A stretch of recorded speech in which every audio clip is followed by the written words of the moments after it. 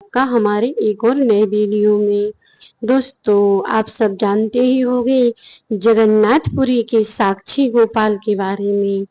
साक्षी गोपाल जगन्नाथपुरी में क्यों विराजमान हुए थे, इसके पीछे एक कथा थी। साक्षी गोपाल वृंदावन में रहते थे और वह किसी जगन्नाथपुरी के पास में एक गांव था। वहां पर एक बूढ़ा रहता था जिसकी एक बेटी थी और दो बेटे थे। एक समय की बात है कि वह बूढ़े के विचार आया कि क्यों न तीर्थ यात्रा कर ली जाए, लेकिन उसके बेटे जो बड़े ताकतवर थे, मान के चलो वे गुंडा थे। तब उसने सोचा कि मेरे बेटे तो गुंडागिर्दी में लगे रहते हैं और मुझे तीर्थ यात्रा तो ये नहीं कराएंगे। तो उसने गांव के एक लड़का से कहा जो अच्छा था, नौजवान था और बहुत ही सुंदर था और स्वभाव का ही बहुत अच्छा था। तब बूढ़े ने कहा उससे कि तुम मेरे साथ तीर्थ यात्रा चलो, मैं तुम्हारा किराया खर्चा दे दूंगा। यह सुनकर उस लड़के ने हाँ कर दिया, क्योंकि वह भी भगवान के दर्शन करना चाहता था। वह भगवान का भक्त था। तब वह लड़का बूढ़े के साथ तीर्थ यात्रा पर गया।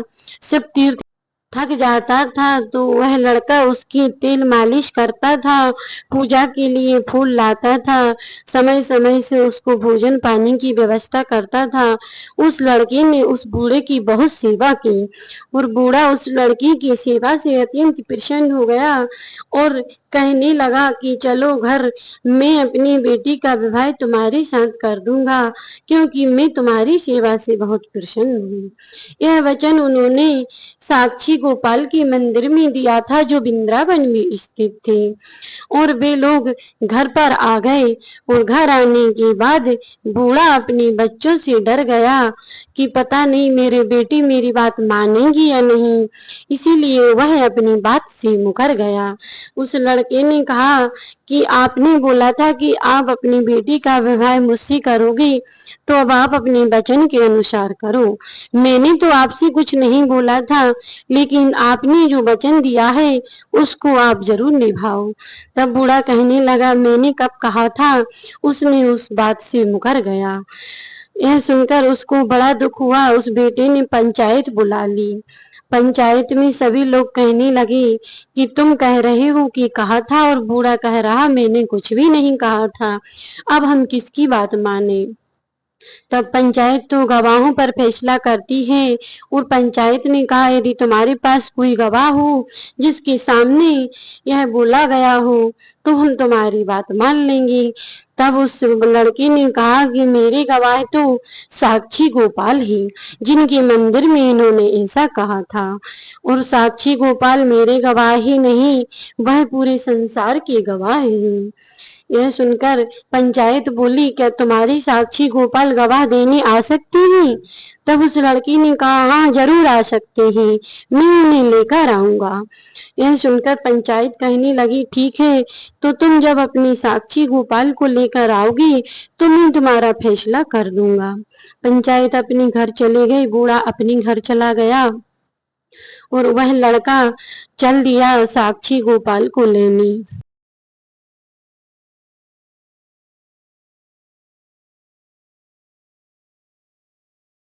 कई दिनों के पैदल चलने के बाद वह वृंदावन पहुंचा और साक्षी गोपाल से कहने लगा प्रभु, मुझे विवाह का कोई शौक नहीं, लेकिन सब लोगों के सामने उस बूढ़े ने मुझे झूठा बना दिया, जिसने आपके सामने यह बोला था कि मैं अपनी बेटी का विवाह तुम्हारे साथ कर दूंगा। तो आप सुन रहे थे ना, तो चलो मेरे साथ साक्षी देने के लिए। यह बात सच और झूठ की है, आपको चलना ही होगा। तब भगवान कहने लगे कि तुम मुझे कैसे ले जाओगी। तब वह कहने लगा कि चलना तो आपको पैदल ही पड़ेगा, मेरे पास तो कुछ भी नहीं है। तब भगवान कहने लगे मुझे खाने पीने की व्यवस्था तुम कर दोगी। वह कहने लगा ठीक है, तुम कुछ दिन रुको, मैं कुछ काम करके आता हूँ। वह कुछ दिन वृंदावन में काम करके आया और जो पैसे जोड़ रखे थे उससे उसने भगवान के खाने पीने की व्यवस्था की। और भगवान कहने लगे कि तुम मुझे ले तो जा रही हूँ, लेकिन यदि तुम मुझे पीछे मुड़कर मत देखना, क्योंकि तुम मुझे पीछे मुड़कर जहाँ देख लोगे मैं वहीं रुक जाऊंगा, उससे आगे मैं नहीं जाऊंगा। यह सुनकर वह लड़का कहने लगा कि लेकिन मुझे पता कैसे चलेगा कि तुम मेरे साथ चल रहे हो। तब साक्षी गोपाल कहने लगे कि मेरी पायल की छन छन की आवाज तुम्हें सुनाई दे, तब तुम समझ लेना कि हम तुम्हारे पीछे पीछे आ रहे हैं। यह सुनकर उस लड़के ने हाँ कह दिया। अब तो वह लड़का आगे आगे और साक्षी गोपाल उस लड़के के पीछे पीछे साक्षी देने के लिए चले। चलते चलते जगन्नाथपुरी के पास पहुंचे तो समुद्र के किनारे जो रेत रहती है उसमें साक्षी गोपाल के पैर अटक गए और पायल की झनकार बंद हो गई। तब उसने लड़के ने देखा कि पीछे पायल की आवाज नहीं आ रही है, कहीं साक्षी गोपाल लौट तो नहीं गए। उसने पीछे मुड़कर देख लिया, तब भगवान वहीं रुक गए। फिर वह देखने लगा और उसने कहा चलो साक्षी गोपाल आगे चलो। वह कहने लगे अब तो मैं यहाँ से नहीं जाऊंगा, मैंने वादा किया था कि तुम मुझे मुड़कर देखोगे तो मैं वहीं रुक जाऊंगा। अब वह लड़का कहने लगा तो तुम मेरी साक्षी कैसे दोगे। तब भगवान कृष्ण ने कहा कि तुम पंचायत यहीं बुला लो, मैं यहीं से तुम्हारी साक्षी दे दूंगा। तब उसने कहा ठीक है। वह गांव वालों के पास गया और उन्होंने सारा वृतांत उसने कह सुनाया कि साक्षी गोपाल साक्षी देने को आए थे, लेकिन वह अपने वादे के मुताबिक में पीछे मुड़कर देख गया तो वहीं जगन्नाथपुरी में रुक गए हैं। यह सुनकर सब पंचायत वहां पर गई और उस वहीं पर पंचायत लगी और भगवान श्री कृष्ण ने उस भक्त की साक्षी दी कि हाँ इस बूढ़े ने मेरे मंदिर में आकर इससे बोला था कि मैं शादी अपनी बेटी की शादी तुम्हारे साथ करूंगा। यह सुनकर सभी पंचायत के होश उड़ गए जब भगवान ने और फिर पंचायत के फैसले के अनुसार और भगवान की साक्षी के अनुसार उस बूढ़े को अपनी बेटी का विवाह उस बालक के साथ करना पड़ा। यह देखकर सभी लोग भगवान श्री कृष्ण को प्रणाम करके उनके चरणों में गिर पड़े और कहने लगे, उस बालक के चरणों में भी गिर पड़े और कहने लगे कि तुम तो भगवान श्री कृष्ण के सच्चे भक्त हो, जो तुम्हारे कहने पर भगवान श्री कृष्ण यहाँ साक्षी देने आए। और तब से वहां पर साक्षी गोपाल का मंदिर बनवाया दिया गया और सब वहां पर भगवान श्री कृष्ण की पूजा अर्चना करने नित्य आया करते हैं। आज भी वहां पर जगन्नाथपुरी में साक्षी गोपाल का मंदिर स्थित है और हजारों लाखों की संख्या में वहां पर श्रद्धालु दर्शन करने आते हैं।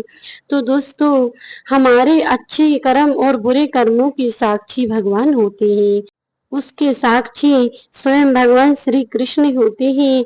कोई और साक्षी दे या ना दे, भगवान सबके साक्षी होते हैं। हर किसी के अच्छे बुरे कर्मों में साथ देने वाले और साक्षी देने वाले एक परम पिता भगवान श्री कृष्ण ही हैं।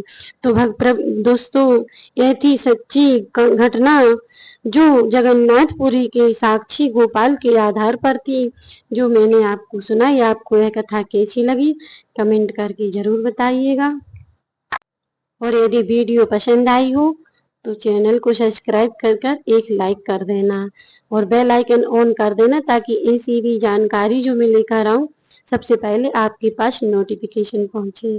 तो मिलते हैं नेक्स्ट वीडियो में, तब तक के लिए जय श्री कृष्णा, राधे।